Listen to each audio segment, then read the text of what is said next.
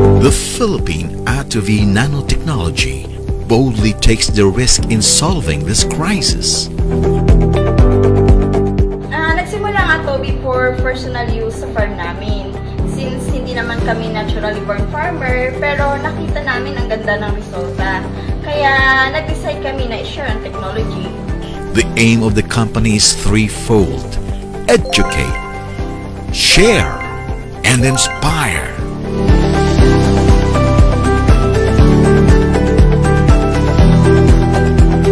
Ang Philippine Attovy Nanotechnology is originated from the Philippines, so proudly Pinoy tayo. Ang Attovy technology ay tumutulong para mas maging efficient ang physiological structure ng ating mga alagang hayop or mga pananim through inputs or pagkain. And as a result, mas mabilis ang paglaki nila, mas mababa ang feed intake, at malaki ang kabawasan sa mabahong amoy ng dumi ng ating mga alagang hayop. Immediately, maaari na rin itong gamitin as organic fertilizer because of the undigested protein, which serves as food for the bacteria. Steps must be made. Actions must be done. The Philippine Attovy Nanotechnology is at the forefront of initiating change and invites you to be part of this solution. And more than ever, the time for action is now.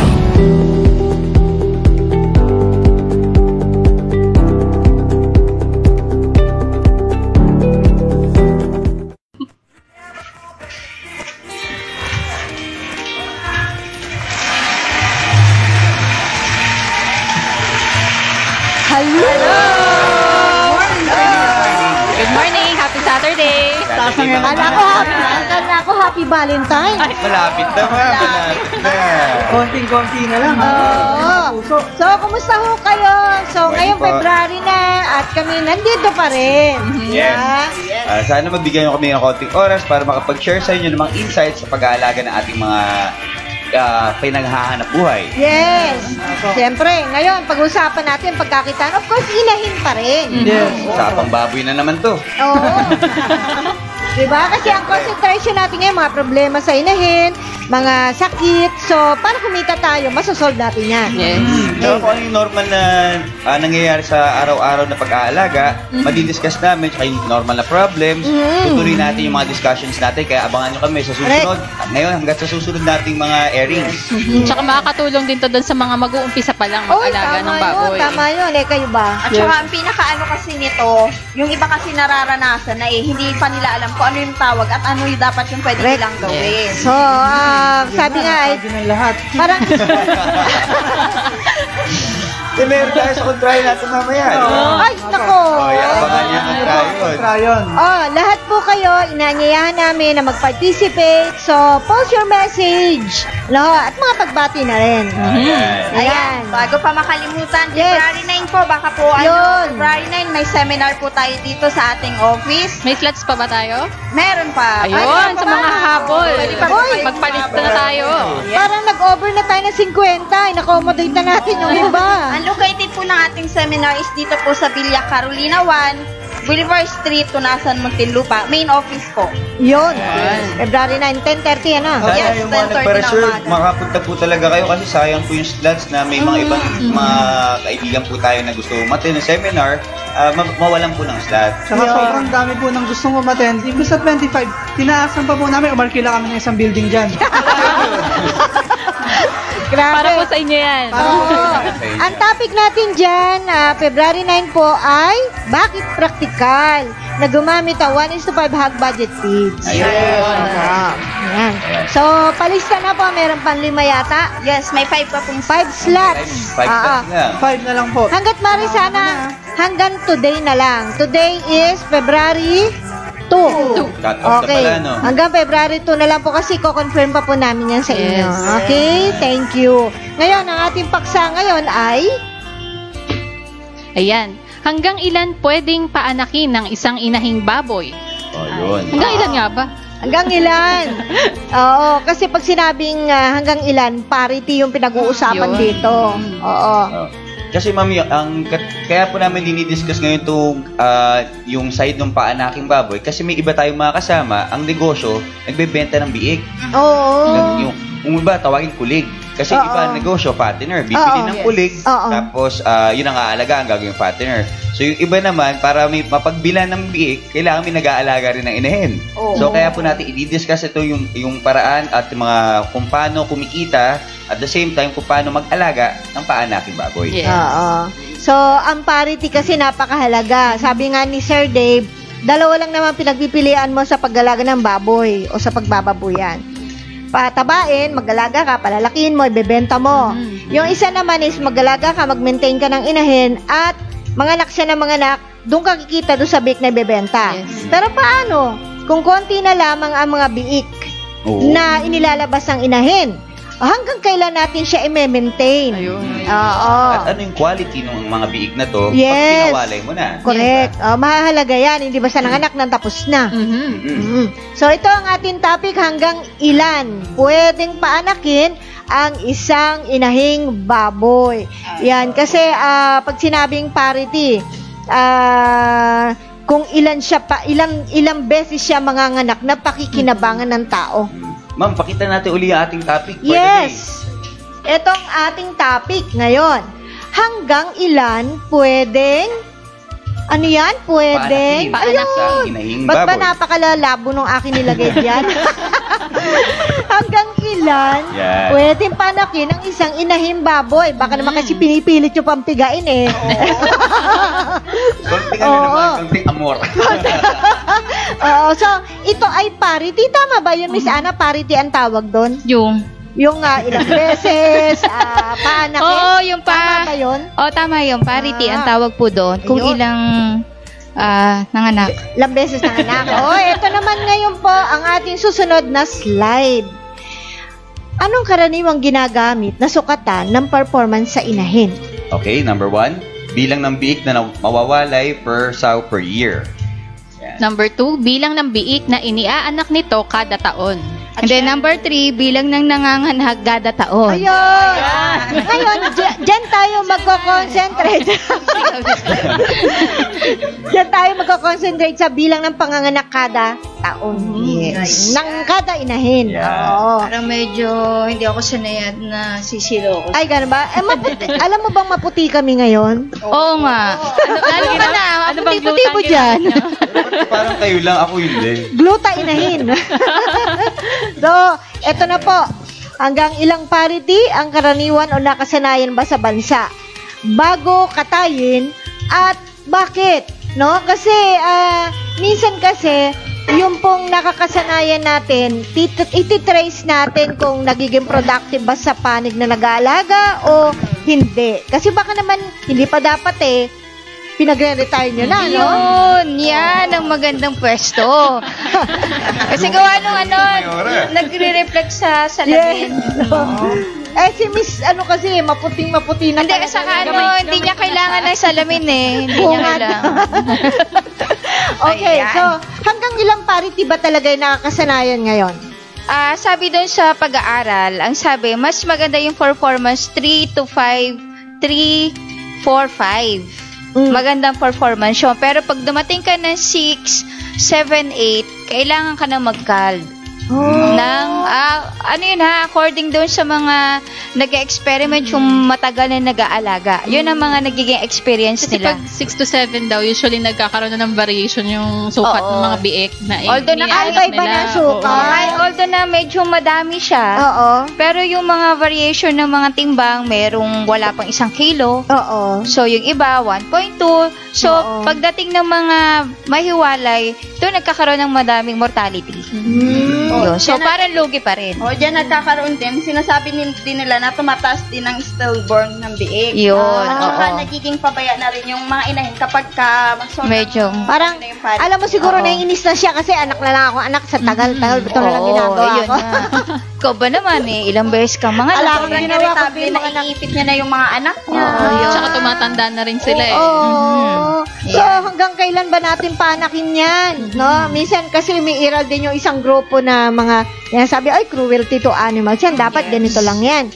Sa business side naman kasi, syempre kung ang negosyo mo pagpapaanak, pag nagbebenta ka ng mga kulig o biik, talagang kailangan nyo rin po pag-aralan kung gaano karami talaga yung parities. Kasi yung quality ng mga pinaanak nyo, at malamang kung sumasama na yung quality, malamang hindi na kayo balikan nung bumibili sa inyo. So, pag-usapan din yung quality ng mga bili. Correct. Miss Ana, di ba karaniwa, nakikita ko kasi sa Facebook to, hanggang ilan po ba beses, meron nakikita ko mga sagot sa social media na 6, gano'n, ano? Ano yun? Nakadepende ba yun sa genetics? Yung mga chop suey at saka mga F1 ay ganun ba? Isa sa mga factor yon. Siyempre, huwag din natin isang tabi yung nutrition. Kasi malaking bagay ang nutrition eh. Kasi yung dinadami at nilalaki ng baboy, siyempre, kukuhanin ng sustansya doon sa pinapakain natin. At yung tamang feeding program para doon sa mga buntis. Kailangan i-consider po natin yan. Yes. Traditionally, sabi mo nga, ilang parities ang ginagawa? 3 Hindi, ang sabi ko kanina, parities. 3 to 5. Yun ang magandang performance. Magandang performance. Pero minsan umabot sila ng 60, ba? Yes, oo. Sa karaniwan pa rin, traditional pa rin pinag-usapan natin, ilan yung mini-maintain na yon na maganda? Parang sulit naman, kahit pa paano. Ilan ang liters?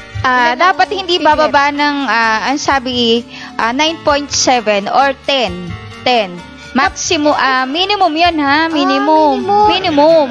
Hindi, bakit yung iba, 8, mini-maintain? 8. Depende siguro sa gastos. Siyempre, kukonsider natin yung gastos eh. Kasi kung ang i-maintain natin 8, pero lugi ka naman doon sa gagastusin kasi nagkakasakit, di maaaring hindi nakakasakit ang mga inahin. I-consider natin yun. Tapos yung pakain, lalo na ngayon tumataas. Yung halaga, no? Yes, oo. Isa kasing dahilan ng pagpaparetire sa inahin ay dahil doon sa gastos. Yes, malaking bagay yun. Okay. Pero hanggang makakatas mo sabi. Sa mga backyard. Oo. Yung iba nga hanggang 6 mini-maintain pa nila kasi sayang. Ayun. Pero hindi nila alam kung isusuma nila yung kanilang gastos, malamang lugi. Pero may mga iba naman na technique dahil kinocompute nila yung mga ginagastos nila sa pagkain. So, pag na-compute nila yon, nakikita nila kahit 6 yan, kita pa rin sila. Kadalasan nagtatanong sa atin sa Facebook, ilan ba nakakain ng inahin hanggang sa mga anak? O hanggang sa muling magbuntis? Ang hirap kwentahin yun. Yes, approximate mamaya makikita natin yan. Bibigyan natin sila ng idea. Related na yung pakain sa inahing baboy, nahihirapan pa rin yung mga kasama natin nag-aalaga. Either industrial size siya o backyard lang. Nahihirapan pa rin. So, ito po ay dagdag kaalaman lang na bibigay natin para alam nyo. Pigs can live up to 20 years. But, okay. Ito po ang mga... There's more. Ito po naman ang... Ano kaya kung tawa ng tawa siya. There's more. Kung buhay mo na hanggang gano'n na. Pero ito daw ang mga consequences. Ayan, kahit pa kayang mabuhay ng baboy ng 15 hanggang 20 taon, medyo madalang sa mga breeding pigs ang kayang mabuhay na higit sa 3 taon. Totoo ba yun? Minto muna tayo doon. Totoo ba yun? Alam mo, yung length. Mahigit. Hindi raw lahat ay tumatagal hanggang 3 taong mahigit ang buhay. May iba kasi ma'am, lalo sa pre-range, sa pre-range, mas natural sila. So, magme-mate sila kung kailan nila gusto mag-mate o tapos yung mas magaganda yung exercise dahil mas maluluwag yung mga lugar. So, napoprolong yung life. Kahit sa tao, ganun din po. Yes. Saka depende. Bawa, may pinili tayong guild. Diba, sa mga grower, gagawin nating inahin. Depende doon sa pagpapalaki at depende doon sa magiging performance or yung feeding program, yun lagi nating sinasabi. Kasi nakasalalay saka yung breeding na nga mismo. Yes. Doon, nakasalalay yan. Ganun ba? Ngayon, eto sinasabi nilang dahilan kung bakit agad nagre-retire. Ayun. Namamatay kasi sila o kinakatay na dahil sa mga injuries at sakit na resulta ng kanilang tuloy-tuloy na forced impregnation, pagsisilang at pagpapadede. Napupuwersa, no? Napupuwersa. Yan. Ayon sa Faculty of Veterinarian sa University of Sydney, pangunahing dahilan ng pagkamatay ng inahin ay bladder at kidney infections, gastric accidents, twist, bloat, and stomach ulcers, heart failure, heat stroke, blood poisoning o septicemia, at uterine prolapse. Yes. Yun. Mentioning yung May prolapses. prolapse, di ba? Kakadiscuss lang natin yan. Yes. And last, Sabi naman po dyan, kung makaligtas man sila sa mga sakit na ito, bunga na rin ng pagtanda nila ay bumababa na ang kanilang performance. yun. Napapagod Yun. na rin sila. Kaya pala hindi tumatagal ng 3 taon eh. Oo, malay mo kasi 1 taon pa na nagkasakit yun. Namatay agad. Deteriorate, lalo na kung hindi maganda yung nutrition. Oo, Pero sa at least, ma'am, patuloy ba naman panganganak niyan eh, sa tao man eh, pag taon-taon nanganganak ka eh. Pero buti lang yung kasunod nung topic natin, no, ma'am, yung isang uterine prolapse. Oo. Sana napanood nyo rin po yun. Pero yung napansin ko doon sa 3, ibig sabihin yung resulta nan, nagkakasakit. Sa sakit na rin namamatay. Ayun, okay. So, eto na po, at pupunta na tayo sa solusyon. Yan, sa panahon ngayon ng makabagong henerasyon ng pagbababuyan na may mga technologies ng magagamit tayo, mahihigitan na natin ng nakasanayang bilang ng parity sa inahin nang hindi masasakripisyo ang kalusugan at kapakanan ng inahin habang pinatataas natin ang kita ng mga nag-aalaga dahil sa mas maraming bilang ng malulusog na biik na maiaanak nito. Totoo ba yan? Yes. Ilang bang parities ang na-experience natin? Ako, ma'am, sa mga naikutan ko, yung iba, minimum 10 parities. 10. Oo. Yes. Wow, ang dami yun, ha? Hindi lang isang farm na backyard to, ma'am, o industrial size, ha? Medyo yung mga tipong meron silang 20 inahin. Marami-rami na sa kanila, nagte-10 parities na, ma'am. So, kung susumahin natin, kung maganda yung gestation period niya, kasi sa 1 year, at least 2.5 na anak ang Opo. So, more than 10 years na or yung age nung nung baboy. So, maaaring nga totoo nga yung 20 years na bubuhay yung mga baboy. Na pinapakinabangan pa to, ma'am. Oo, ang galing ha. Actually, napakataas ng energy niyan. Oo. Resistensya niyan. Sabi nila, meron din daw na nakaranas na rin tayo sa ating mga users ng higit pa diyan. Yes, oo. At saka yung iba, bawa kahit 8 parities na, yung nila, yung conception rate, ang tawag doon, is more than 12 biik. Yung iba, nagsi-16 pa nga eh. Kaya nga. Hindi nga, meron tayong, di ba, yung user natin na nag-post pa nung kanyang mga inahin, na napakarami nung kanyang inilabas sa 23, Oo. diba? Ayon din kay WBA yan. 23. Oo. Ano kaya karami yung nipples ng ating inahin? At saka yung experience pa rin din natin, pag first parity, usually mga 6 or makaswerte na ng 10. Pero yung ating mga user, isa sa mga user, taga Pangasinan po ito, first parity pa niya lang is 13. Lahat buhay yun. Ano yun? Chapsuy o may konting breed ng konti. Halo. Pero nagkakasakit din siya, pero kung titignan mo yun, susumahin mo, kahit nagkakasakit, nagagawa ng kaagad ng paraan.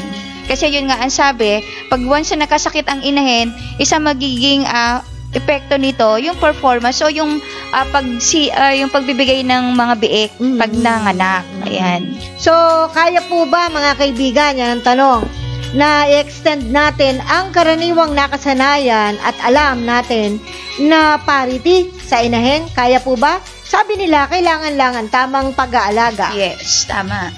Paano natin? Paano dapat pangalagaan ang mga alaga nating inahing baboy para matagal natin silang mapakinabangan sa pagbibigay ng maraming malulusog na biik? Ayan. So, mahalaga yan. So, ang sabi nga ng mga nag-aalaga o doon sa mga nagtatrial na nag-study, ang sabi, para mapangalagaan natin yung ating mga inahin, itala ang araw kung kailan na pakastahan ang inahin. So, the hit date and expected date of farrowing. So, malaga to kung halimbawa, hindi natin na-record, tapos nagpakasta ulit. So, yun, hindi na natin na monitor yung kung kailan sila nag-reheat. So, ibig sabihin, mawawala na naman yung monitoring natin ng reheat niya. So, kumbaga, tatagal na naman yung estrus cycle niya, ibig sabihin.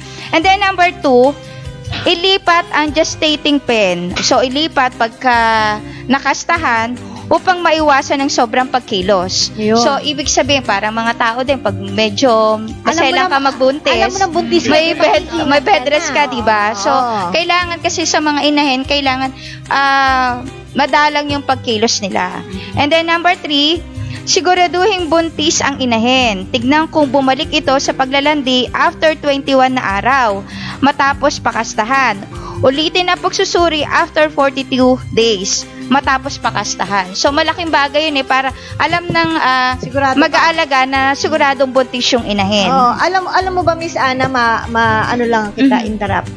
Meron tayong mga nakikita, mga post, mga humihingi ng tulong kung pakitignan nga po kung buntis yung alaga ko. Oo. Pero yung sinabi ni Miss Ana, natuto tayo. Kailangan daw 21 days. 21 days. Obserbahan mo. O kumaga, yung mga yon, talagang tutukan mo na kung naglandibaw. Hindi nakuhula ka lang, malis ka. Lumipas sa 21 days, hindi mo nakita kapag landi. Hindi pwedeng tansyahan lang sa itsura. At saka after yung 21 days na yon, yung 5 araw na yon, doon magpapakitang ng in-heat. Tapos sa 2 days lang na yon, yun talaga yung siguradong in-heat na in-heat sila. 2 days lang po yun. Standing heat nila. And then number 4, sundin ang pakain para bago manganak hanggang dry period. May feeding guide na sinasabi. So, susundin natin yan. Dapat kailangan. Ito po yung mga kailangan feeding period ng mga inahin. So, hindi lang basta tayo nagpapakain. Kailangan pagdating ng 1 day pa lang, alam na natin kung ano yung papakain natin at ilang kilo. Malaking bagay po yan. Ilista nyo Yes. Ilista nyo. Ito yung feeding management. Sorry medyo ulit-ulitin nyo na lang pag hindi nyo na sundan. Tapos post. Yan. So, day 1 to 21 days, ang pakain po ng ating inahin ay dapat 2 kilos lang. Per day po yan, 2 kilo lang. Ang ipapakain po natin, hog breeder or gestating ration. Kung 2 kilo isang araw, umaga 1 kilo. Oo. So, hatiin natin yan. Depende po kung ilang beses kayo nagpapakain. And then, day 22 to 90 days, 2.5 kilo per day po yan. Hog breeder pa rin. Pero pagdating natin, syempre bago tayo mag-ship ng 22 days, unti-unti na natin siyang itaas para hindi pagdating ng 22 days, taas ka agad. So, gradual po yung pagtaas ng kanilang pagkain. And then, pagdating po ng 91 to 106 days, to 2.8 kilos. Kasi ito yung napag-aralan natin dati sa farmer stock. Tung day na to, ito yung unti-unting lumalaki na yung fetus. So, kailangan ng fetus ng masyadong masustansya pagkain as medyo mataas yung kanilang kinakain. Hog breeder pa rin po yan. And then, pagdating ng 107 to 110 days, hog breeder, hog lactating mash or pellet yung papakain natin, 2.8 pa rin po yan ay papakain natin. So, ulitin ko, pagdating ng 107 to 110 days, hog lactating ration yung papakain natin, 2.8 kilos per day pa rin yan. 107 na. And then, pagdating ng 111 to 113, unti-unti na natin siyang i-reduce. Mag-reduce tayo ng mga 0.8 o 0.5 para ma-attain lang yung pagdating ng 111, at least, ang papakain lang natin 1.5 kilos per day. Wow! Oo. Kasi yung day na to, medyo malaki na yung mga biik na yan. So, pag masyadong marami yung kinakain, tataba. And then, yung mga bituka, yun yung sinasabi natin nagiging cause ng prolapse. Ayan. So, pagdating po na... Kasi masyado yung pinapakain Oo, yun, naiipit. At saka nahihirapan silang mga anak. Yung isang yung cause na yun. Ulitin ko, 111 to 113, i-reduce ang pagkain na 1.5 kilo per day. Ng hog lactating na po yung ipapakain natin dyan, ha? And then, alam nyo talaga kung kailan manganganak, 114, syempre manganganak na yun. Totally, wag na natin silang papakainin, plain water na lang. Kunyari ngayon, alam mo, ay naku, mukhang manganganak na. Wag nyo na papakainin. Kasi hindi naman na sila talaga kakain din. Pero may mga inahin na talaga kumakain pa rin.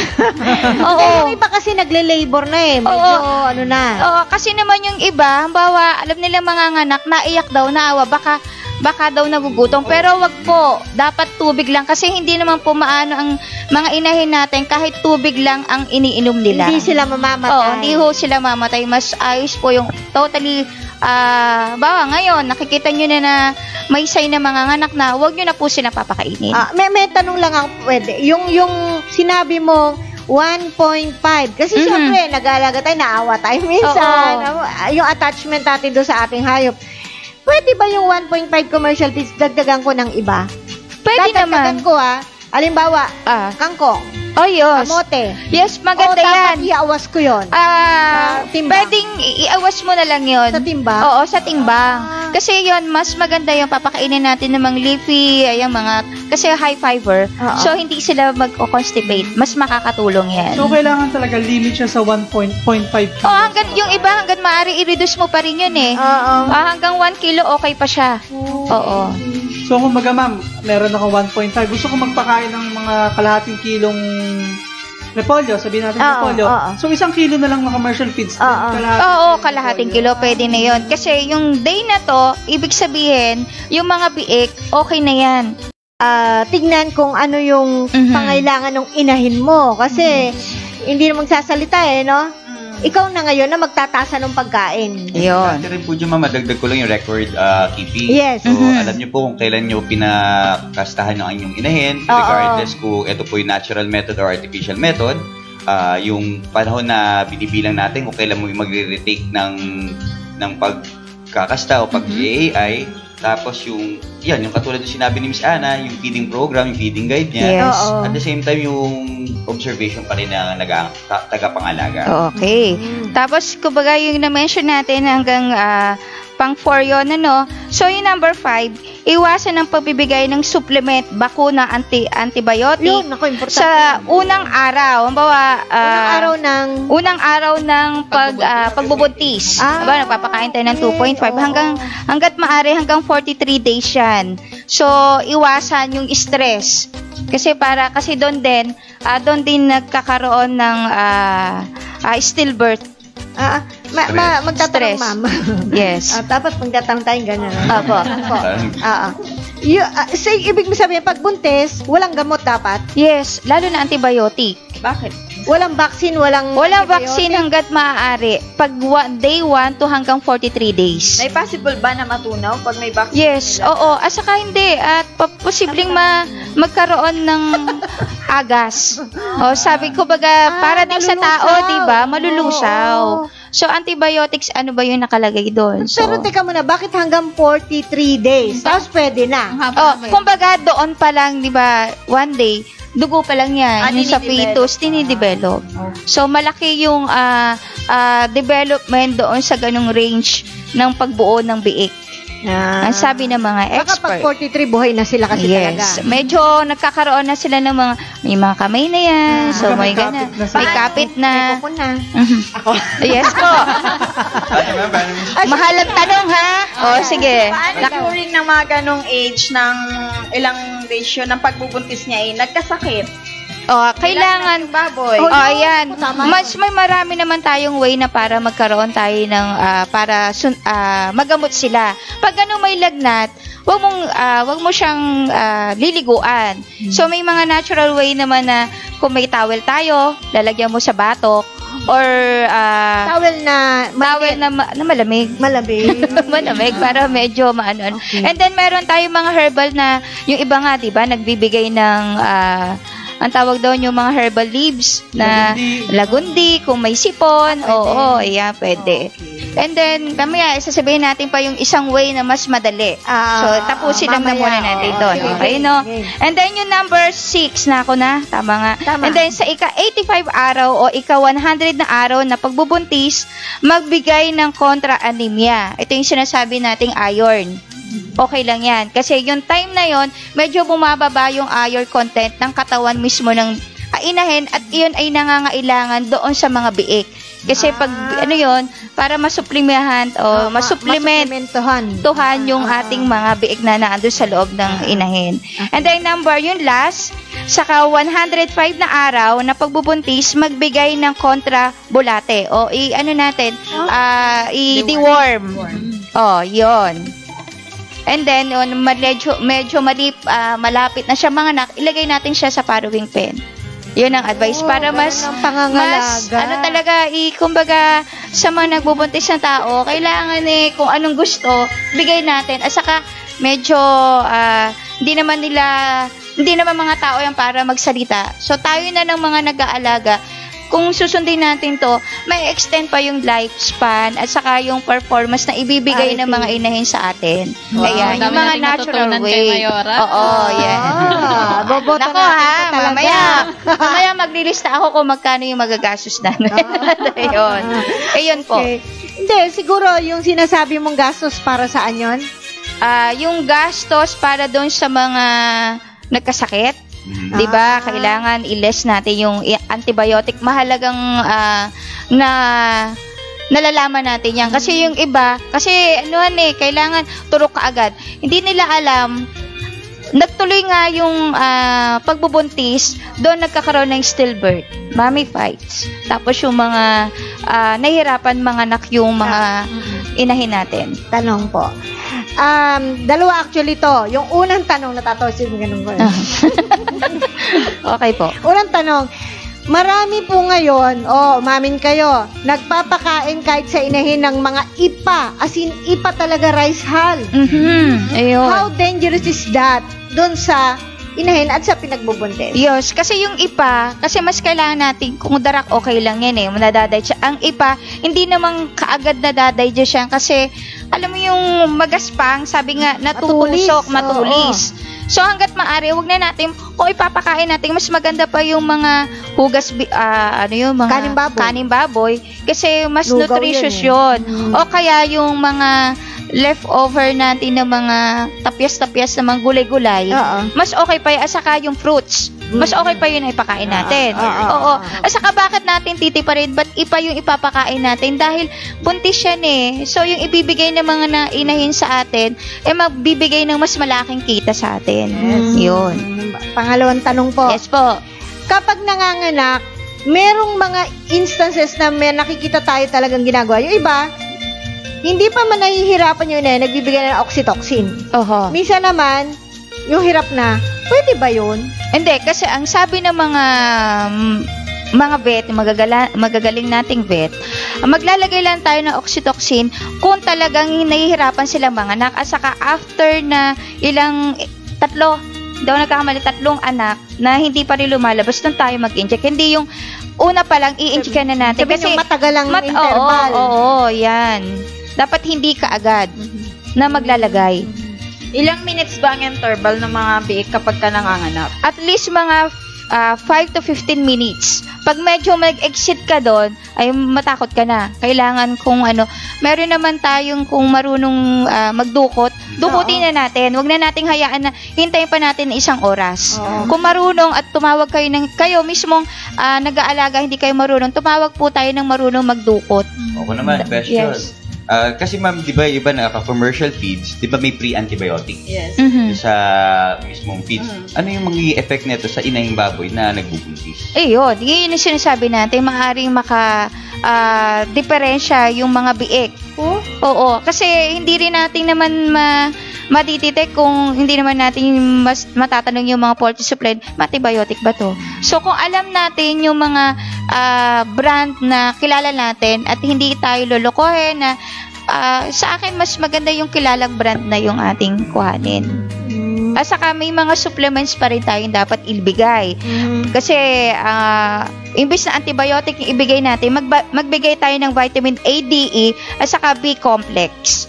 Iyon, sa mga saw. Mas okay yun? Mas okay po yan. Pwede po natin yan ibigay doon sa 85 to 100 pwede natin doon ibigay yung ating mga supplements na yan. Opo. Tanong pa po. Yes. Meron tayo sa mga bukid na puro kaning baboy pinapakain. Kahit hanggang sa buntis. Puro energy yun. Oo. Anong pwedeng yun ang isang magiging maaring malusaw. Malulusaw kasi pag high energy, lalo na nasa stage ng day 1 to 43 days, yun ang madaling malusaw yung mga biik pag high energy level. Kaya nga nire-restrict natin hanggang 2.5 lang Tapos yung energy level ng lactating sow na feeds ay hindi ganun kataas katulad ng mga requirements sa mga grower. Dapat nagre-range lang po yan ng 3,150 na energy na nakalagay doon sa lactating. Yan alam na po natin. Kasi kadalasan talaga kaning baboy lang. Oo. Pero dahil nga mainit yon, dahil energy, nakakalusaw po ng biik. Okay lang sana magbigay, may i-alternate natin, pero mas maganda pa rin yung lactating feeds ang ilalagay natin. Kasi meron na yung vitamins, amino acids, at saka yung mga vitamins, mineral na nakalagay doon, mas higher than doon sa makikita natin o makukuha nila sa grower feeds. Kaya nga, may mga iba-ibang stages ng feeds para mas masuplimihan o yun yung nutrient requirement para dun sa mga stage na yun, lalo na sa mga inahin. Okay. So, kung ready na po kayo, get your ball pen and notebook or paper. At tayo po ay magkukwenta. Kailan pa po natin dito, no, sa blackboard. Okay? So, narito po at libre na po ito sa inyo. Bonus, ha? Yes, approximate lang po to ha, kasi kung natatandaan nyo, i-recall nyo yung farmer stock na nagbigay tayo kung ano bang mas magandang kumita, inahin o yung sa fattening. Ito yon. So, sinamarize lang po natin. Okay.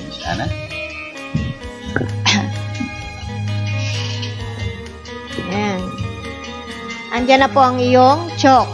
Ayan.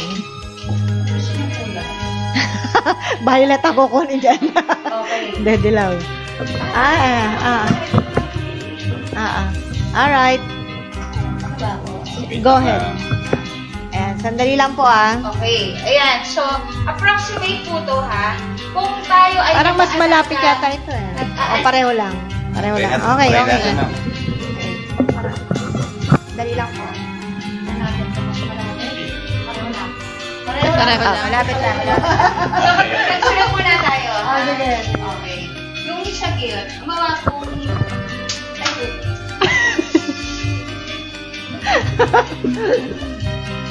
Okay. Ipapakita natin sinusulat niya. HG stands for Hog Grower.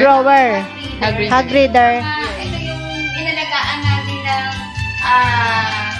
hog bread or yung piglet booster 2, yung pigs na pinakain natin, tapos nag-wait siya ng age na 87 to 8 months. So, approximate yung magiging pakainan, and then the feeds and medicine. Kasama na dyan yung mga vaccination. Approximate ang magagastos natin yan. 17,000. Approximate yan pwedeng plus and minus yan. Depende doon sa management natin. Yan. And then pag yan ay nakabawa yung feed consumption, pag nabuntis na yan, buntis na. Kasama na yung medicine, plus yung vaccination natin, kasama na yan. Approximate, magagastos natin dyan mga 7,194. Plus or minus yan. And then, pag yan nanganak na, nanganak na yan, buntis na. So, approximate yung kanyang inanak ay 12 na piglet. So, meron siyang gastos na 7,378. Plus and minus. Bakit ang gano'n? Ano yan? Kasama na yung kinain nung nanganak, yung, syempre may mga vaccination tayo dyan, yung standard medicine natin. Tapos yung biik, syempre, pagka ilang days before na paro yan, kakain pa rin yan yung piglet booster. Ang total lang is 31,570. Mamisaya, pwede natin na-explain kami sa lahat para maliwalis sa kanila. Pagka ako sa, ayan po. So, ang ibig sabihin lang nito, bawat doon sa ating inaalagaan na fattening, kumuha tayo ng isang aalagaan. So, approximate sa pagkawalay at doon sa inalagaan natin up to 7 to 8 months, approximate ang magagastos natin is 17,000 plus or minus, depende sa ginamit yung kung magkano yung presyo ng ating feeds. Yan. Tapos, napakastahan natin, buntis na siya. May kasama na yan medicine, yung vaccination kung nag-vaccinate. And then, ang magagastos approximate, 7,194. Tapos, nanganak na siya, nagbuntis na. May anak siya halimbawa 12 na piglet. Approximate 7,378 ang magagastos mo. Total po ng 31,572 plus or minus yan. Na yun ang magagastos mo total. Mula yan sa pagbubuntis hanggang sa nanganak? Yes, oo. And then, so dapat pala may ganyang kahalaga, no? Oo. May inahin ka. Pero wag mong isasagad, dagdagan mo na yan para may allowance ka. And then, halimbawa, ayan yung natin, yan yung magagastos natin approximate doon sa nanganak. Yan. Kung yan ay manganganak ng halimbawa first parity, kung kukumputin natin, teka lang nga, isusulat ko. Halimbawa, nanganak na siya, napagbihan natin to, times 2.5, yung first 10 kilos, per dose yan, tapos may 150 per kilo. So, approximate yan yung magiging benta? Yung benta nung 12 na piglets is 33,600. Yun. Yan. Ba, labas so, agad. Mo dito, labas agad. First parity mo, 600. Magkano? Magkano tutubuin mo? 2,027. Hindi natin nagay yung point. Pero divided by 12, lugi ka pa. Siyempre sa first parity, yung po tatandaan natin, depende po dun sa gastos. Hindi tayo makakakuha ng ganong kalaking data. So, approximate 100 plus lang to eh. Tama? Kung i-divide natin by 12. So, yan po. Siguro doon sa mga nagkaka-experience, totally hindi talaga kumikita sila sa una. Parity. Kung sisimulan natin to. Pero sa second parity, hindi na natin to ilalagay. So, i-invest mo na to. So, yung gastos mo, ito na lang. Dalawa na lang. So, magkano yan? 14 plus. 14 plus. 14,572 yan. Magkano yan? Ito, may kopya ako rin.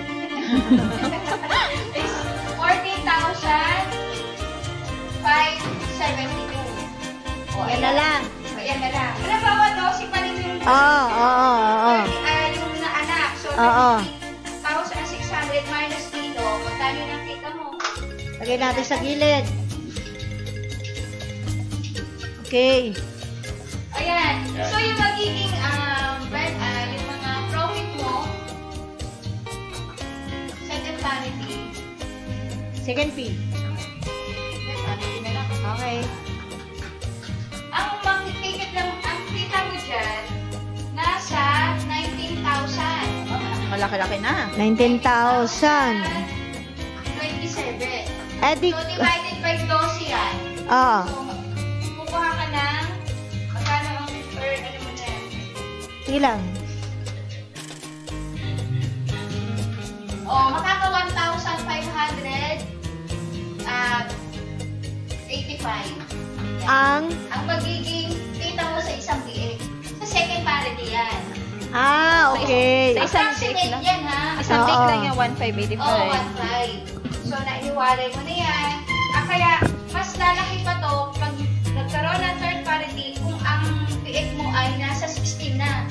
So, malaki yan. Magiging 2,000 plus. Kaya pala ang daming kinikita nung may 5 inahin, 10 inahin. Yes, pero, mas lalaki yung gastos mo kung ang papakain mo sa mga buntis ay malinis to.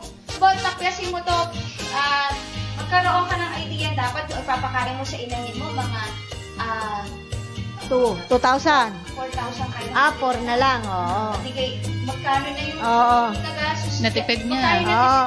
Malalagay mo dito sa kita. At kailan mangyayari yun? Kailan mangyayari?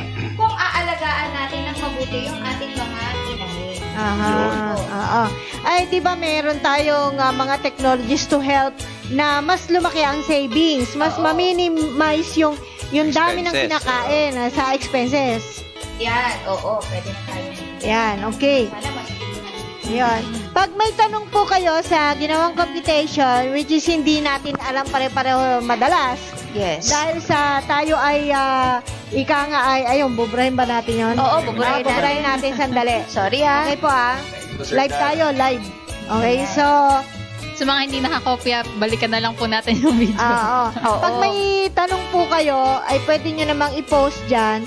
Kasi usually talaga, minsan magtatanong sa Facebook, magkano nagagastos po? Hindi po ganun kabilis kwentahin yun. Kasi yan, kung gusto nila lang detail, balikan nila yung ating farmer stock detail yun. Oo.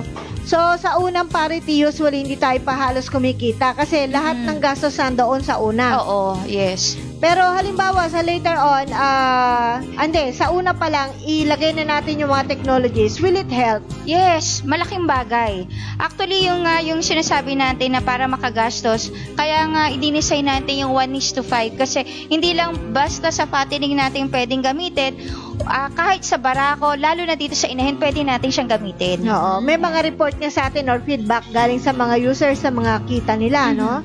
Maganda yung saving. Yun. So, ang laki talaga. Halos tumatapyas sila ng kalahati. Percent. Pwede nating i-cite siguro yung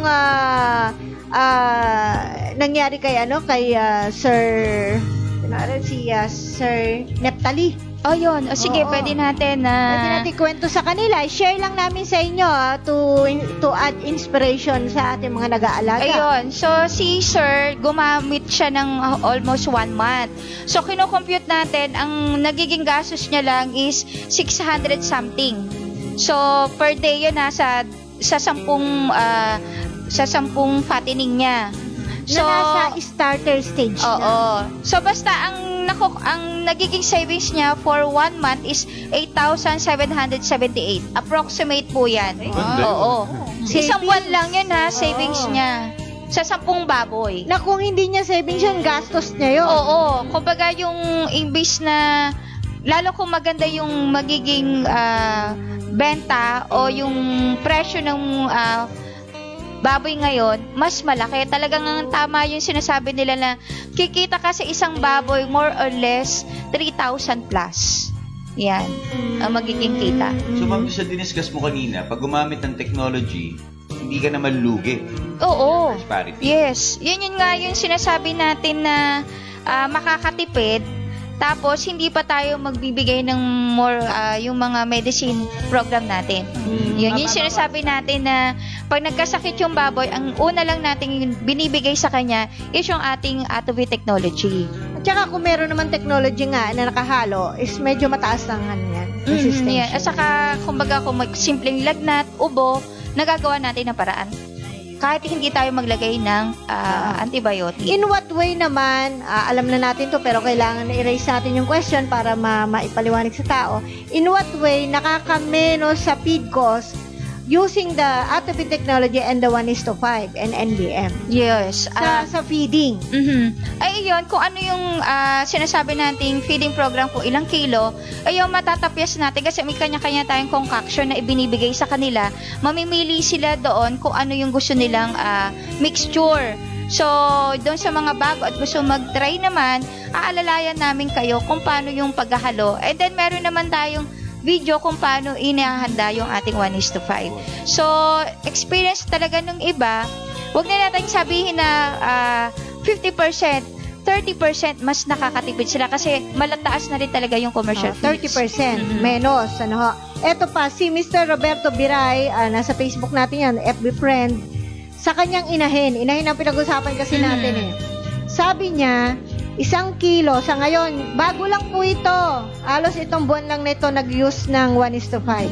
1 kilo per day ang pakain niya. 25 grams, 1:5. 500 grams commercial feeds. Plus Attovy NBM.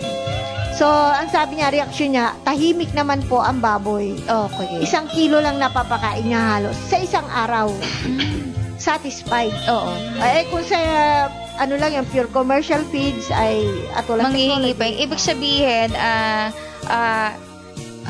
efficient. Kumbaga, kung anong kinakain na naka-compose o kung anong nutrient yung nakukuha niya doon, naku-convert niya kasi nasa-satisfy yung kanyang yung kanyang pagkagutom. Diba? So yan, thank you po Sir Roberto Biray sa inyong binigay na feedback sa amin and congrats kasi nakakamenos na po kayo. Yun. Yes po. Congrats. Guys, meron pa ba tayong pwedeng idagdag para ika nga mas tumagal ang pangangalaga sa ating mga inahin at mapakinabangan sa panganganak? Any additional inputs that we could contribute to our listeners? Of course, the NBM. Applicable ba ang NBM sa inahin? Yes, pwede. Halimbawa, may mga, sa mahal nga ng mga commercial feeds ngayon, yung iba nagtitipid kung anong mura na available sa kanila. Huwag kayong mag-alala, lagyan nyo lang po ng 1 kutsara ng NBM sa 1 kilong pagkain. So, madadagdagan ng nutrient kung anong kakulangan doon sa lactating feeds na nabili natin, mapupunaan po ng NBM. Wow, galing naman. Importante yun, ma'am, kasi dun sa mga, lalo na sa nag-lactate, may ibang inahin ayaw nga walang lumalabas. So, pagka may proper nutrition sa tulong din ng NBM, actually, parating pala yung mga biig doon sa nipples ng inahin, lumalabas na kagad yung gatas. Hindi madamot, kumbaga. Oo. May tanong nga pala si Sir Neptali Ramos. Sabi niya, pwede ba sa susunod, pure 1:5 na lang papakain ko, wala ng CF? Na-try na po natin yan. So, maganda naman yung resulta. Pero, sa pag-aaral, sa trial ng Team Atovi, mas maganda po ang nagiging resulta pag may commercial feeds tayo nilalagay. Opo. So, 1:5 po is naka-design para ikasamang commercial feeds. Yes. Mas maganda kasi yung performance. Opo. Okay. So, yan, pwede na nilang pakinabangan up to how many parities hanggat malusog, dahil tama nutrition, huwag nyo titiparin at hindi masustansya pagkain. So, pwedeng tumagal. Yes. Okay po. Pag may tanong kayo, huwag kayong mag-hesitate tumawag sa office o mag-text. Yes, contact number po sa office is 0917-540-8887 at 0917-875-4262, Smart 0939-917-2858, 0939-917-2886. Or maaari rin tumawag sa landline 842-3003. Nagpapagawa nga pala ng, I'm sorry, sige po. Kung gusto nyo pong mapanood yung mga replays ng mga videos namin, pwede nyo po kaming puntahan sa aming Facebook account. Yun po yung www.facebook.com/atovinanotech. I-click nyo lang po yung mga videos namin doon, mapapanood nyo na po yung mga replays namin. Tsaka kung may YouTube account naman po kayo, puntahan nyo po yung www.youtube.com/atovinanotech. Pagka-click nyo po ng video, huwag nyo pong kalimutan ng i-like and then i-subscribe para magkaroon po kayo ng notification sa mga latest videos namin. Huwag po kayo mag-alala, libre po yun. Pwede lang kayo magtanong diretso. Magbe-message lang po kayo o tumawag sa mga numbers na binigay ni Cheryl at doon sa website at Facebook account, pati doon sa YouTube, pwede po kayo mag-message, assist po namin kayo. Yes. May mga tao po kami para doon. Yan, okay. Sorry, Sir Daryl, na. And then, si Solomon Corpus, nagpapagawa siya ng formulation. Sabi niya, I have corn, soya, fish meal, lime, copra. Para sa fatteners. Thank you po, Sir Solomon, for trusting the team Atovi. Dami niyang resources, ma'am. Oo nga. Nakikilala si Sir Solomon. Tsaka tanong po ng isang watcher, ng viewers natin dito, si Venice de Menes. Buti hindi Dennis de Menes. Ma'am, ano po yung sinasabi nilang mag-inject ng anti-parvovirus para daw sa yung inahin? Ayan yun, ini-inject yan bago pakastahan, hindi yun napakastahan na. Okay lang naman yun. Kasi may mga area na talaga na may outbreak ng parvo, doon talagang kailangan nilang mag-inject. For protection. Ayan. Venice de Menes, ayan. Coming from Miss Anna, pwede naman po. Ayan, eto pa tanong ba? Hindi po, wala po. Okay. Meron po bang gana sa... Ay, ganyan. Ganyan pala sa Lemery, Batangas. Okay. Hindi po malabo mata namin, malayo lang po talaga. Malayo kasi Lemery. Meron po dito, issue naman po ni Donna Lanzaga. Good morning, Team Atovi. Sayang nahuli ako, hindi ko nasimulan malaking tulong po ito sa discussion niyo. Kasi may alaga daw po siyang baboy ng anak ng 11, isa lang ang nabuhay.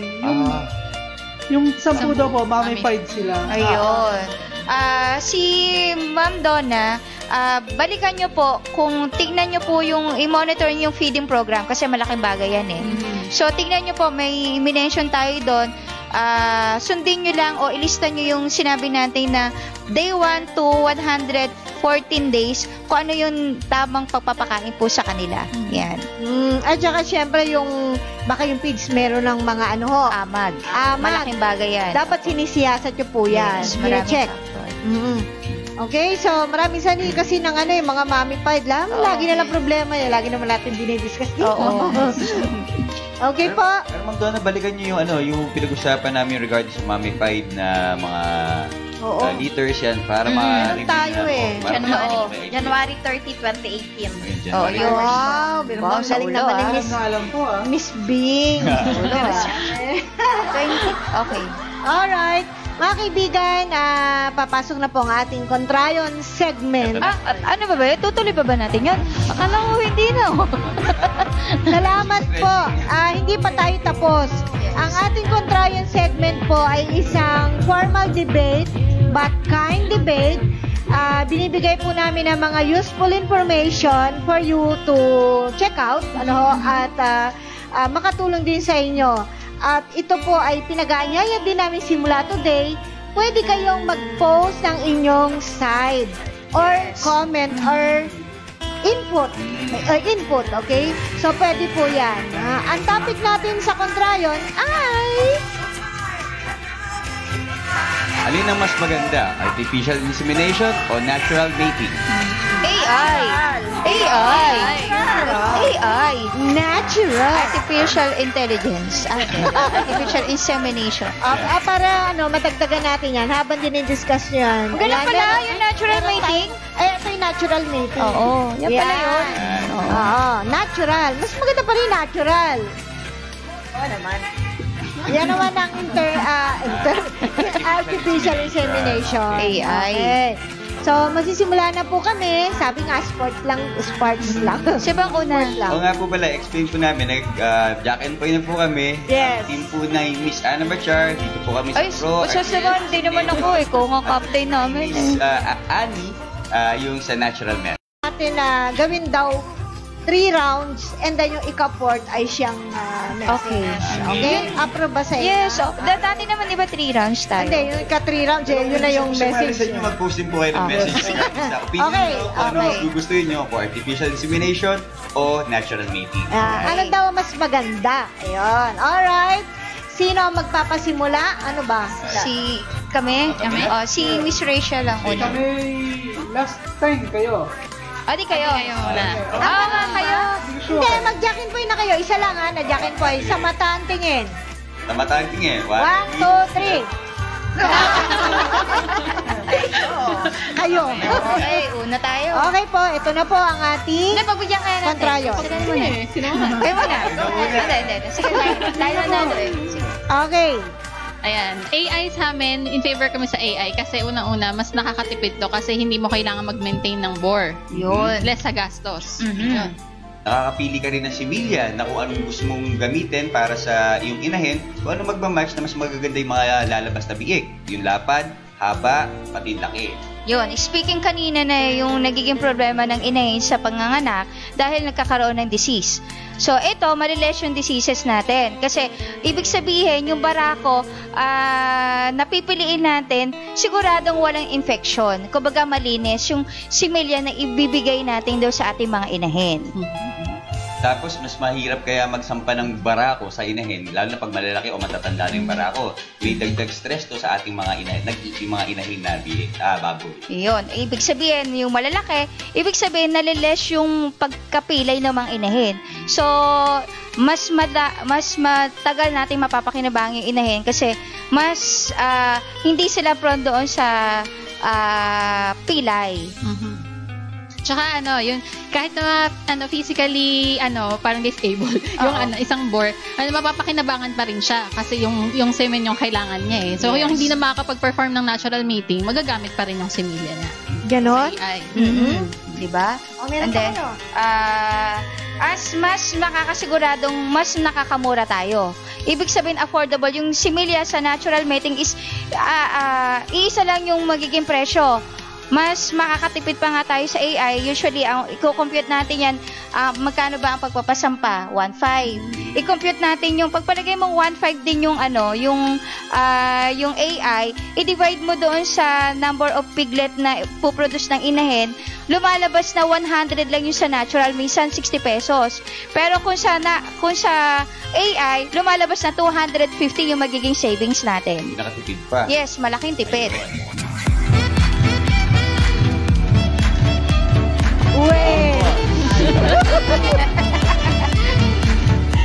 Meron po kayong masasabi po kayo. Okay, game. Start now. Sa amin naman po, mas favor kami sa natural mating. Unang-una, pag natural mating, mas marami ang nilalabas na similya ng mga barako. Na masisigurado nating bago. Ayan, kami naman, natural mating kami dahil unang-una, maiiwasan natin ang similya na kontaminado.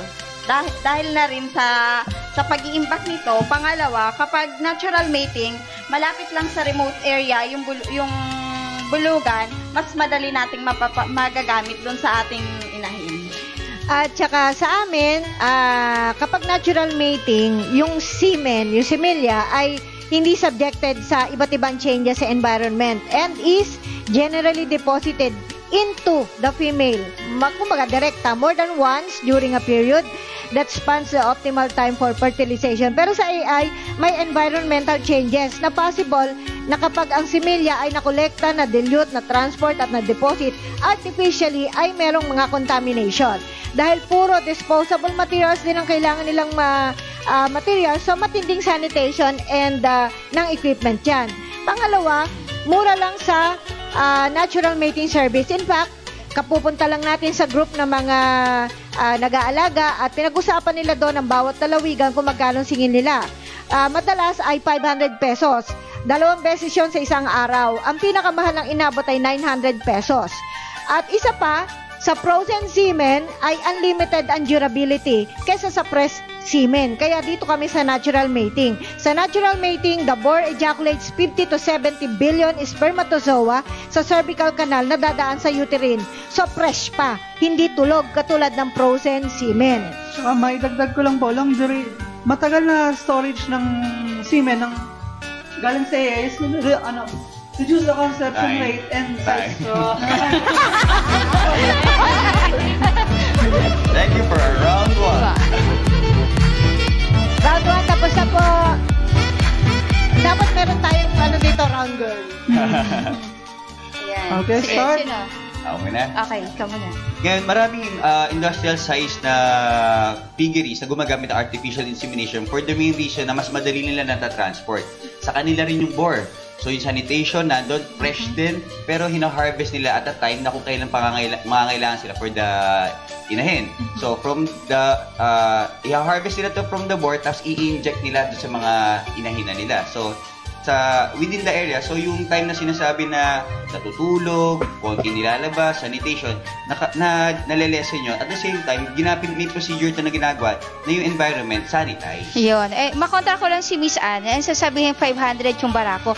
Pero ilan ba yung iaanak nun? Once na, sige, napunti siya. Ang nagiging problema doon, hindi natin alam kung anong barako o yung naging history ng barako na nirent natin. Kasi usually yung mga nakakausap natin doon sa mga remote area, lalo na kasi puro barako lang yung ginagawa nila as para papakastan. Ang nagiging risk lang doon, minsan iisa, dalawa lang yung nagiging anak ng mga inahin. Pero sa AI, kung titignan natin doon sa mga studies, halos 90% yung mga conception rate ay mataas. And then, saan ba nanggaling yung barako na minsan nare-rent natin? Oh. Produkto yun ng AI. Kasi, sa ngayon, 2019, halos lahat din sa ibang bansa, ang ginagawa nila, lalo na yung mga malalaking farm, is AI yung ginagamit. Dahil kahit marami kang mga inahin, hindi mo na kailangan tama yung sinabi ni Rachel, na hindi mo na kailangan mag-stock pa ng barako, di ba? So yun, speaking of cost, parang di na natin problema yung transport cost. Tsaka syempre, iisipin pa natin, mas stress pa, may possibility na mas stress pa yung board kapag binabiyahe. At least sa AI, may naka-ready na tayo. Yes. At saka maiiwasan yung alam namin kasi nag-i-stop kami pag alam namin yun ang nag-i-stop kami pag alam hindi ko may hawak, hindi mo kaagad sige, game. Ako naman po, ma-point out ko lang na nandun tayo sa sinabi niyo po na nandun kayo sa sigurado. Feeling ko ba mas makakasigurado ka kung natural mating kasi AI is nakalagay siya sa nakalagay mga lalagyan. Paano ka makakasigurado kung saan galing yun? Or kung trusted ba yung buyer na nakuha mo or kung hindi ka lalokohin. Unless sa natural mating, makikita mo yung bore. Yung itsura niya, kung anong lahi niya. Tama yun. Meron kang physical proof. Na kung saan lalo pa naman sa bukid, laging gusto nila yung nakikita. At hindi naman talaga problema ang barako, lalo na kung alam mo o legit yung mahihiraman mo na barako. Isa pa, kung AI kasi, sa AI, kailangan mo nang imbakan dun sa kalidad ng similya na AI para sa prosesong similya. Samantalang kapag natural mating ka, hindi mo na kailangan siyang i-imbak. At isa pa, sa technician, mas ma-technician kasi kapag ka-AI, kailangan may sapat na kaalaman, marunong yung gagawa. Samantalang kung barako, papasampahin mo lang yung barako, tatalian mo, papasampahin ayos na. Ang AI ay na-introduce sa Pilipinas 1930s, pero ang simulang field application nito 1954, additional info yan. Adoption was very low until 1980s lamang. At bakit daw naging low ang adoption? At hanggang ngayon, sabi rin ito mismo ng Livestock Research Division, DOST Picard po. Sabi niya, because lack of technical expertise, lack of technology to process and preserve semen, at abortion sa gilts and sow na sinubject sa AI. At higit sa lahat, ito po ang gusto namin i-point. Sang-ayon na rin sa DOST Picard at kami sumasang-ayon. Low conception rate and litter size. Napakahalaga po nito sa pagnenegosyo. Litter size at low conception. Sa ilang comparative studies rin na ginawa sa Norway ng Department of Animal Genetics and Breeding, nakita nila na ang aspeto to be continued.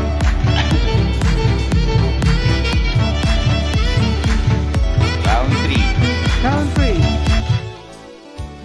Yes, kontrahin ko lang yung sinasabi na hindi mo alam yung barako. Hindi nga natin alam, nakikita natin, pero alam ba natin kung ilang taon na yung barako at hindi nagkakasakit? So, hindi rin tayo nakakasigurado. Kahit legit yan, maganda yung barako ko kasi malaki yan. Hindi naman nasusukat ang barako sa laki. At saka, doon sa hindi nakakaalam, yung syempre may mga positioning ng testicle yan eh.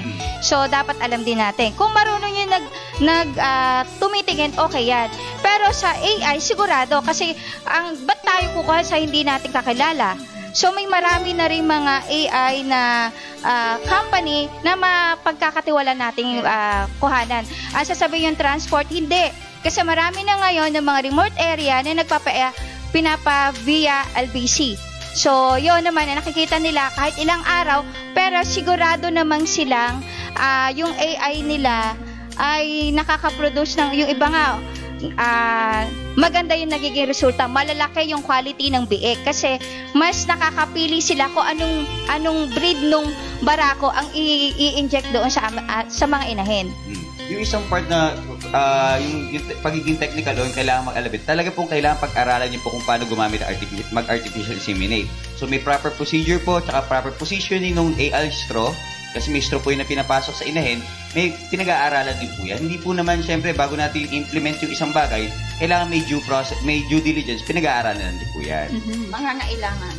Ayun, tsaka yun nga, mas madaling ma-detect through AI yung kung infertile yung isang bore. Kasi syempre may proseso silang pinagdadaan na ine-evaluate yan bago nila syempre i-distribute. Saka hindi, ang AI may iwasan ng inbreeding. Yan ang nagiging problema sa ngayon dahil doon sa paggamit ng ibang barako, meron palang inbreeding na nangyayari. Hindi mo alam yung barako kapatid pala nung iyo nakuha. Thank you. Woo! Painit na painit! Last round. Halos kailangan namin dito ng sa oxygen. Hindi na nga ako nahinga, tuloy-tuloy eh. Pwede ka palang rapper, Miss Ana Balita. Hindi kasi ako ano eh. Okay, ready? Okay, papasok na naman po ulit tayo sa sigurado na sinasabi niyo. Paano ka makakasigurado? Hindi mo nga nakikita yung bore, semen lang. Ang nakikita mo, yung similya lang nandun. Hindi mo nakikita, so humanap ka ng trusted. Okay, sige, humanap ka ng trusted. Hindi mo rin sigurado kung hindi ka lolokohin. Unlike sa natural mating, kita mo dyan, kung nagkasakit siya, hindi pumunta ka sa trusted. Pumunta ka sa trusted na tao na kilala mo yung bore, alam mo yung history ng bore, pumunta ka dyan. Saka hindi mo rin alam kung alin ang trusted na pagkukunan mo ng AI na similya. Bakit ka naman pupunta sa hindi mo sigurado? Hindi pumunta ka sa sigurado na nakikita mo. Kapag ka may alagang bore, ikaw o yung kapitbahay nyo, pwede silang mga anak ng marami lalo na kung maganda yung performance nung ating barako. Lalo na pag ginamitan ito ng technology, siguradong maraming magiging similya, walang magiging stress sa barako at saka sa inahin. Higit sa lahat, maganda ang kalidad ng similya na ilalabas. At higit sa lahat sa negosyo, importante talaga conception rate at saka liter size. Pag sinabi liter size, mga kaibigan, yun yung dami ng inaanak. At kami po naniniwala sa natural mating na kukuha ito. Base na rin sa sinabi natin na mismo sinabi ng DOST Picard at saka na ibang pag-aaral tulad ng Norway ng mga Department of Agriculture. Alam niyo po ba na kapag nakikita daw po ng inahin o dumalaga ang barako, mas tumataas ang kanyang o tumitindi ang kanyang estrus response. At sa sobrang pag-iinit niya dahil nakikita niya at naaamoy niya mismo.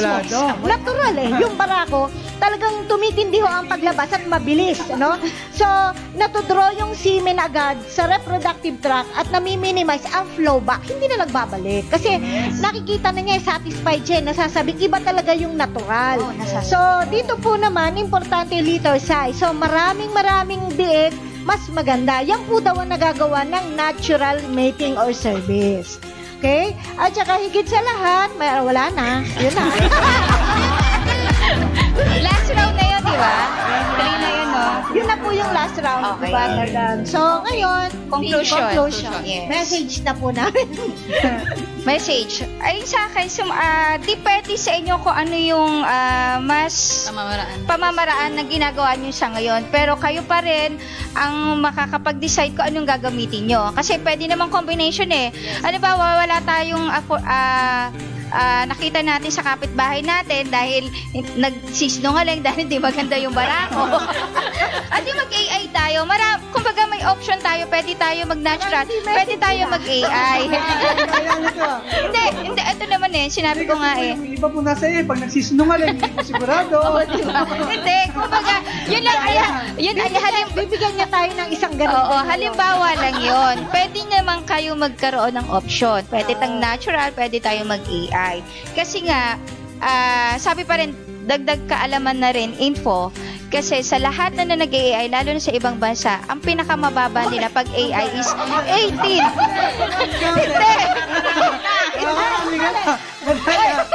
Dagdag sa AI. Kagandi tayo. Dagdag sa AI kasi wala sa natural mating, lalo na sa ay nakakapag-produce ng 18 na piglet. May alam ba kayo na natural?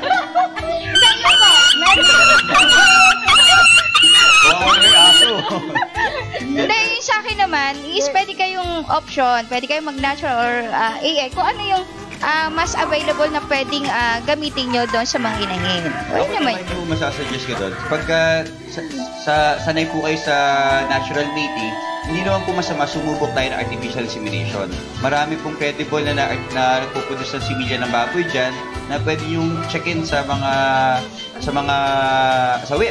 website nila, sa Facebook, na nagpo-provide ng magandang quality ng service. Number 1, service. Number 2, yung efficiency kung kailan yung delivery. Pwede nyo po subukan. Tapos kung hindi po kayo nag-happy, dito lang po tayo bumalik sa natural method. Options yung pa rin yan.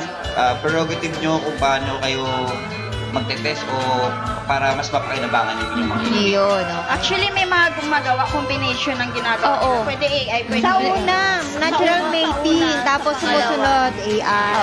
O kaya, yung may mga barako, magandang barako, mismo kinukuhanan yung similya, pero hindi natural, ina-AI nila.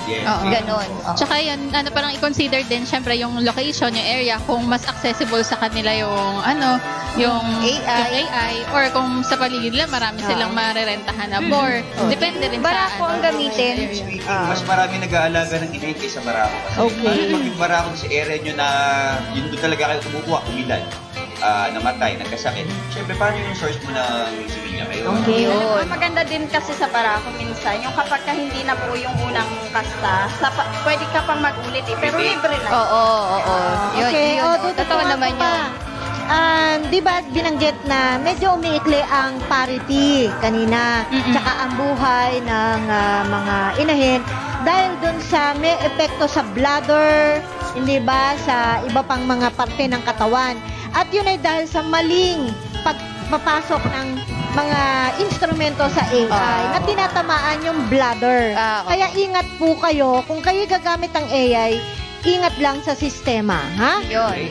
Okay. Nasa linya natin po si Sir WBA para po mas lalong madagdagan tayo ng impormasyon at mga advice. Okay, magandang umaga sa iyo, Sir. Morning po.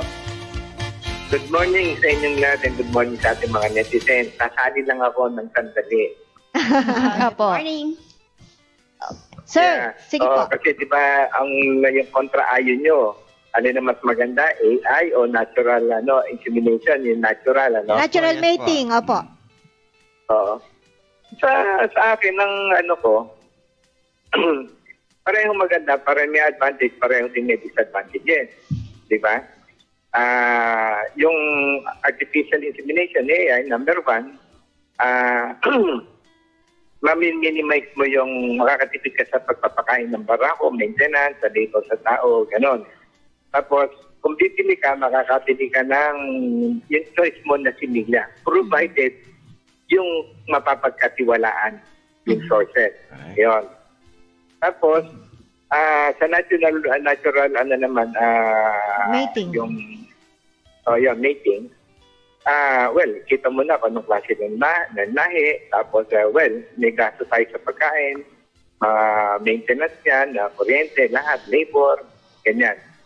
Parehong may disadvantage, but for me, base doon sa mga na-experience natin, yung both. Ang problema din nila yung litter size, saka yung growth rate, ganyan, yung health ng mga biko, nabo. Alam mo, naging solusyon lang natin, both of them.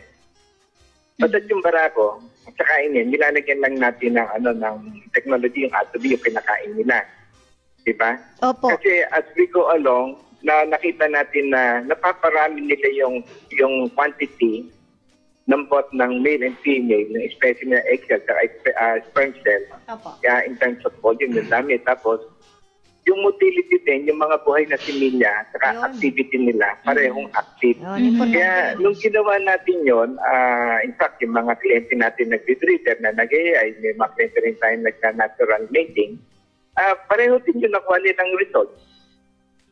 Lalo, when it comes to litter size, pareho sila nag-increase. Yung litter size din nila, yung livability nila, tumaas din. Tapos, madali silang kumbaga ito sabi nga, once lang nagagamit yung bore, meron tayong kliyente, umaga at hapon, nagagamit niya, marami pa rin yung quantity, like in-experiment niya, saka yung pinalaboratory niya. So, kumbaga, choice na din lang natin kung alin yung gagamitin natin. Pero, kung may technology tayo, that's the advantages.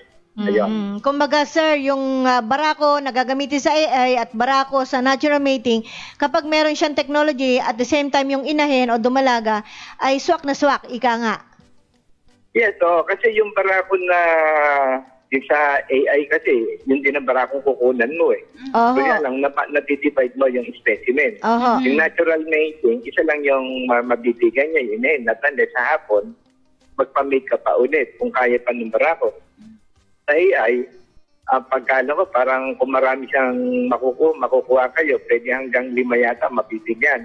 Kalahati po nung kalahati ng battle, sabi nga ng DubPsych, pag i-deliver sa yung battle, kalahati nung laman nun ang ilalagay mo sa una. Yun po. Kaya nga, kumbaga mas marami kang nabibigyan kaysa sa isa ng inahin. Yun.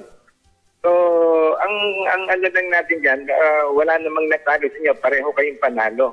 It's just a matter of, taking all these force and south, now efficient yung physiology nila, and yung both get the report result. Ang usapan na lang dyan, yung cost niya kung saan ka makakatipid. Yun. Yes.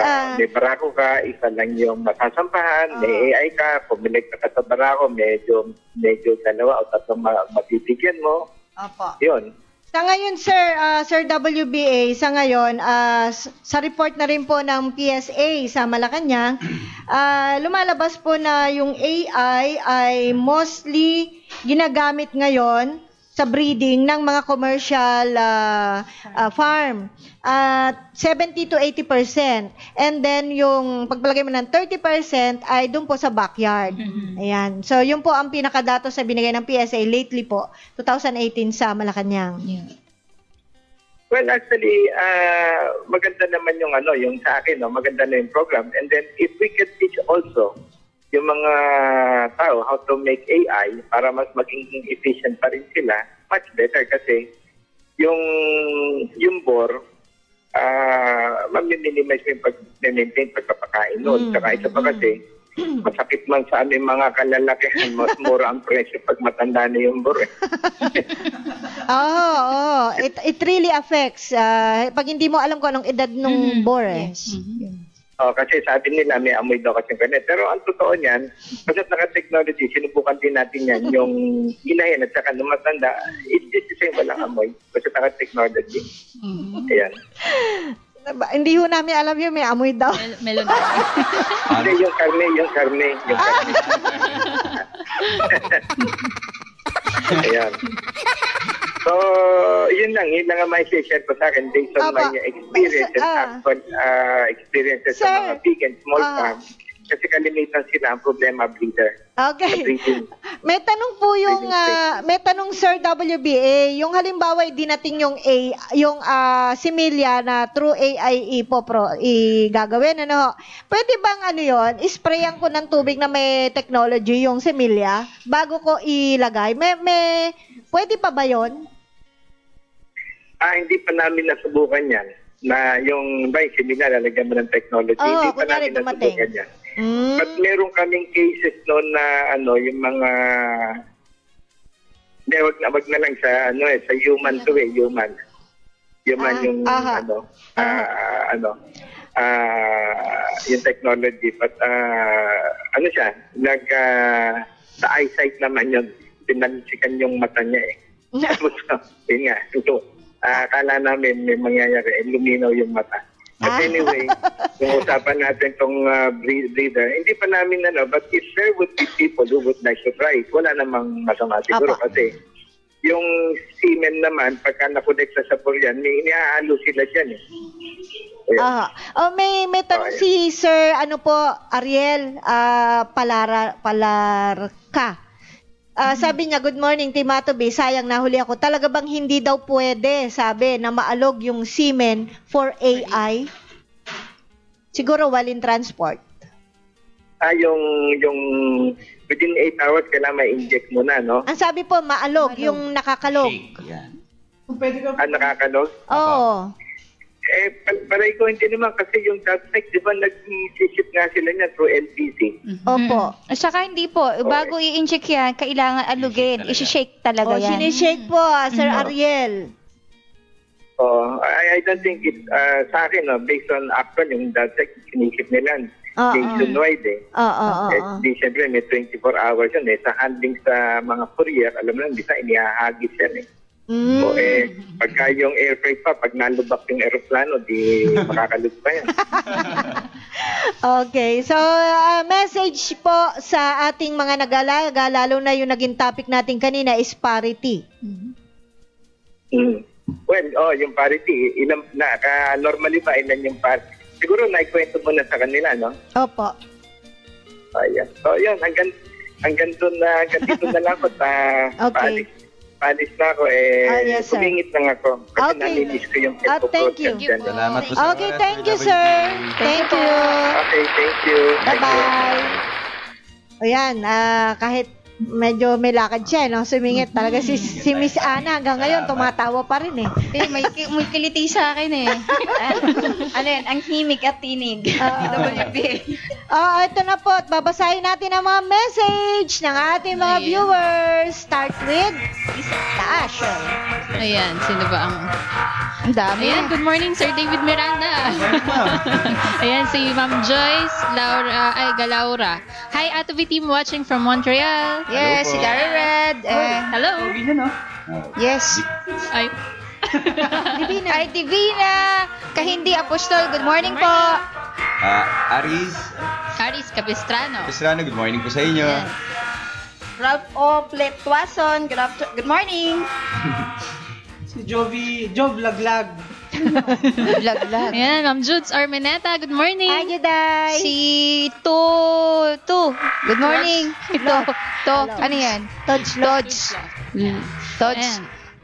Good morning po.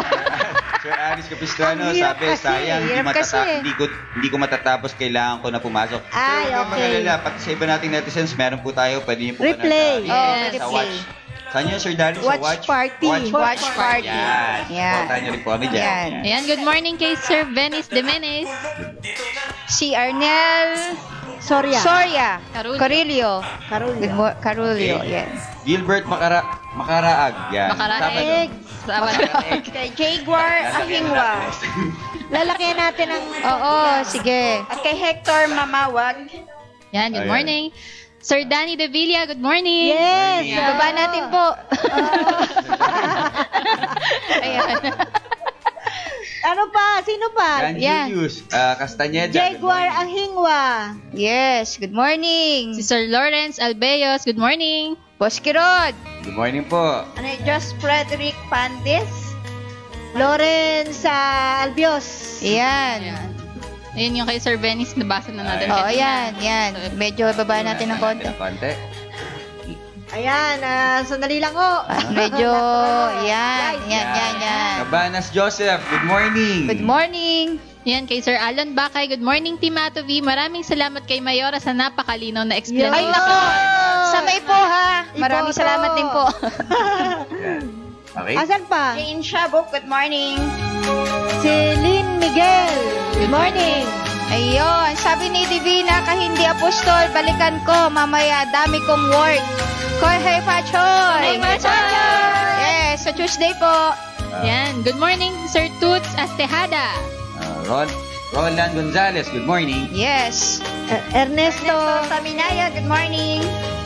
Yan, Sir Danilo Wenceslao Almasin, good morning po. Yes, sabi ni Ma'am Donna, good morning Team Adobe, sayang nahuli ako, hindi ko nasimulan. Malaking tulong po ito, discussion nyo, kasi may alaga akong baboy nanganak. Yun pa rin sinabi niya kanina. Yun. Okay. Ma'am, meron po bang Ganan. Lemery, Batangas? Alin doon? Baka yung Atobi, ma'am? 1:5 at Atobi. May mga tayo dyan, reseller. Mamaya po natin babalikan namin kayo po sa mga resellers. Next na babasahin natin, Miss Cheryl. April Sanchez, I love Atobi. Ay, nako. Love you din so much. Thank you. Love. Ayan, question. Ayan yung nabanggit na rin kanina, Sir Ariel. Okay. Thank you, Sir Ariel. Yes. Kay Sir Alexis Osoteo, may Atobi po ba sa Quirino Province, Region 2 po? Mamaya, i-message natin si Sir. Okay. Next question. Ayan, si Sir Ariel pa rin. Ayan. Yan, mas gusto ko po yung AI kasi minsan po yung barako is natural mating, sobrang gamit na kaya mababa ang semen count. Unlike AI po ngayon is may mga quality assurance testing bago i-deliver sa buyers. Makakapili pa po ako ng lahi ng buwan. Tama naman po yan, sir. Okay. Thank you po. Good morning kay Miss Luz pa ako. Hello, good morning. Ayan, si Sir Ariel Palarca, the best po dyan, maglagay po ng teaser bore pag nag-AI. Yes, tama. Kaya sir, tip yan, tip. Ginamit na naman yung lalaki. Siyempre. Talaga mga lalaki dyan eh. Gilbert Bartolome. Ayan. Sabi pa ni Sir Ariel. Okay po talaga si Sir WBA. Maganda po ang sense of humor. Yan. Ayan, thank you po. Thank you din siya. Si Aya Pinta, Sir, saan po nakukuha yung mga biik na hindi nabubuo pag nanganak ang inahin? Saan po nakukuha? Maraming factor po yan. Maraming factor. May maaari nagkasakit po yung inahin. So, meron doon sa feeds kasi may mycotoxin. And then, yung sa feeding program, maraming pong factor yan. Kaya, i-monitor natin ng ayos kung bakit nagkaroon ng ganon. So, balikan natin kung ano yung tamang pag-aalaga. Yun po. Ayan, si Sir Manuel Coral. AI kasi dahil una, tested na ang bulugan na kukuhanin ng semilya at sa bulugan, palipat-lipat yan ng lugar. Di natin alam kung saan galing yan na lugar. Yes, laking lugi mo kung madalahan ka ng sakit. Sigurado ako papawisan ka ng malagkit. Yes! Thank you sa mga nagko-comment sa atin. Thank you. Larry Dablo Pano. Sir, saan pwede mag-order ng atobi? Magkano yan per kilo? Ano yan? Per sachet. At per sack ata. Yun o. May message namin si Sir mamaya po. Message namin kayo. Okay. Prince Ande, good morning sa tanan. Dinagat Island. Good morning. Good morning. Good morning. Imelda Ramos de la Cruz, good morning. Good morning po. Okay, yes. Salamat po talaga sa inyong mga messages and panonood sa ating po namang Farmer's Talk. Yes. Yung mga nag-react sa atin, maraming salamat po. Thank you sa pakikibahagi. Next time, Salamat po sa AI. Yes. Sa kanila talagang ginagandaan natin. Discussions, mga segments para sa inyo. Saka yung experience nila may experience nila. Okay, so sa Martes ulit tayo magkakarinigan sa Farmer's Talk. Yes. Ayan. Bagamat yun po ay holiday, we expect that you will follow us sa ating YouTube, website, sa Facebook. Ayan. Pag may problema kayo, mag-message lang. Yes. Meron pong numbers na nilinis ko sa inyo ni Miss Cheryl kanina. You can also text us, tsaka tumawag po doon para ma-assist po namin kayo regarding sa orders, tsaka kung ano man yung kailangan sa pag-aalaga. Ayun. Tsaka yung mga makakapunta rin ng personal sa Atobi office, pwede po kayo mag-inquire. Mga walk-in. Naman ko lang po yung reservation para sa seminar. Hanggang ngayon na lang po yan. Yes, okay. Opo. Sa Sabado na po yan. February 9. Yes, opo. Kita po tayo dito sa office. Wala hong walk-in, ha? Kailangan magpalista kayo bago yung date at sana ho ngayon, hanggang ngayon lang. Kasi ko-confirm pa po natin yan. Mahirap po yung biglang may walk-in tapos nakatayo kayo. Ayaw naman po mangyari yan. Ayaw na po. Comfort nyo lang po ang iisip namin. Yes, okay. So maraming salamat. Hanggang sa susunod pang Farmer's Talk, Team Atobi will continue to educate, share, and inspire others. Bye-bye! Noon ay mahirap mag-alaga at kumita. Ubus pa ang oras sa maghapong paggawa. Alagang hayop at pananim, pilit na pinararami kahit madalas malugi. Kunwari ayos lang. Ang masaklap ng pare ko sa buhay na ito, hindi na nga kumikita, ibig pang ipasara. Kami mabaho raw, maingay at malangaw, sumbong ng kapitbahay na nagtungo sa barangay.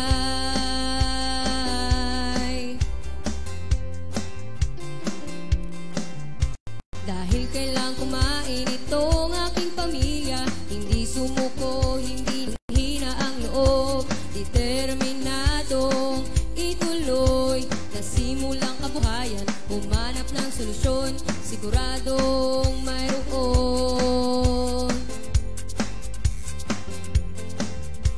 Tanong dito, tanong doon, ako'y hilong talilong na, pati internet pinagod sa katatanong, hanggang sa matuntun mga nagsiyasenso. Tanong ko sa kanila, paanong ginawa nyo? Oh, oh,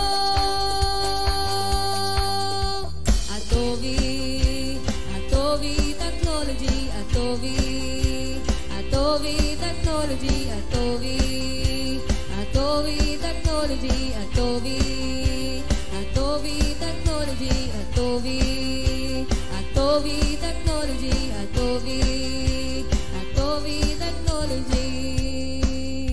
Ngayon ay totoong kumikita na ako, wala ng kapitbahay na nagre-reklamo. Pagkat sila'y nahikayat mag-alaga at magtanim, aanihin pagkain, malinis at ikas. Dahil sa technology lahat ay kikita na. Tanong dito, tanong doon, ako'y hilong talilong na. Pati internet pinagot sa katatanong, hanggang sa matuntun mga nagsiyasenso. Tanong ko sa kanila, paanong ginawa nyo? Oh, oh. Adobe, Adobe Technology, Adobe, Adobe Technology, Adobe, Adobe Technology, Adobe, Adobe Technology, Adobe, Adobe Technology, Adobe, Adobe Technology. Sariling atin ata to, Adobe Technology.